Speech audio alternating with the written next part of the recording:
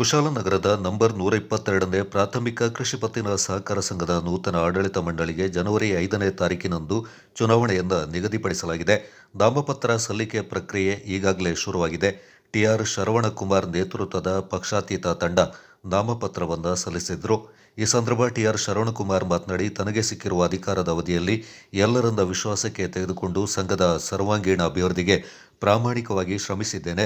ನಮ್ಮ ವಿರೋಧಿ ಬಣ ನಮ್ಮ ಬಗ್ಗೆ ಇಲ್ಲಸಲ್ಲದ ಆರೋಪ ಮಾಡ್ತಾ ಇರೋದು ಸರಿಯಲ್ಲವೆಂದರು.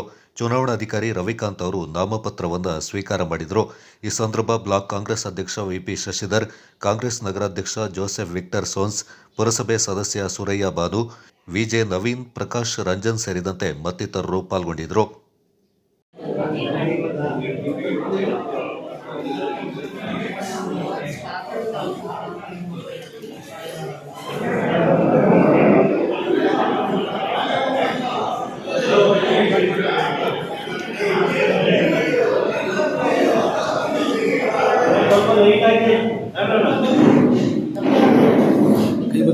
ಇನ್ನು ಲೈಟ್ ಹಾಕೊಳ್ಳೋಣ.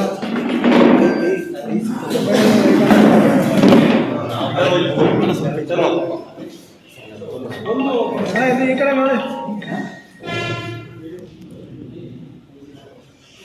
ಚೆನ್ನಾಗಿರಿ, ಒಂದೆರಡು ಫೋಟೋ ತಗೊಂಡೆಲ್ಲ ಚೆನ್ನಾಗಿದೆ.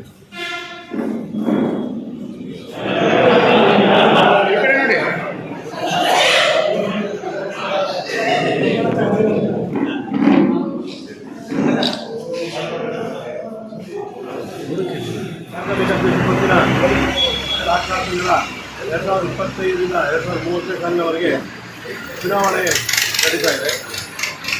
ಬಹುಶಃ ಈ ಚುನಾವಣೆಯಲ್ಲಿ ನಾವು ಆಡಳಿತ ನಮ್ಮ ಅಭಿವೃದ್ಧಿ ಕಾರ್ಯಗಳನ್ನ ಜನತೆಗೆ ತೋರಿಸ್ಕೊಂಡು ಚುನಾವಣೆಗೆ ಹೋಗ್ತಾ ಇದ್ದೀವಿ. ನಾವು ಈಗ ಒಂದು 28 ವರ್ಷದಲ್ಲಿ ಸಂಸ್ಥೆ ಯಾವ ಮಟ್ಟದಲ್ಲಿ ಬೆಳೆಸಿದ್ದೀವಿ ಅನ್ನೋದು ನಮ್ಮ ಊರಿನ ಸದಸ್ಯರಿಗೆ ಜನತೆಗೆ ಗೊತ್ತಿದೆ. ಇವತ್ತು ನಮ್ಮ ಒಂದು ವಿರೋಧಿ ಬಣ ಒಂದು ರಾಜಕೀಯ ಪಕ್ಷಕ್ಕೆ ಸೀಮಿತವಾಗಿದ್ದು ಅವರುಗಳು ಅಪಪ್ರಚಾರದ ಮೂಲಕ ಇವತ್ತು ನಮಗೆ ಕೆಟ್ಟ ಸುತ್ತಲ್ಲಿ ಪ್ರಯತ್ನ ಮಾಡ್ತಾ ಇದ್ದಾರೆ. ಆದರೆ ನಮ್ಮ ಮತದಾರ ಯಾರು ಅದನ್ನು ನಂಬ್ತಾ ಇಲ್ಲ.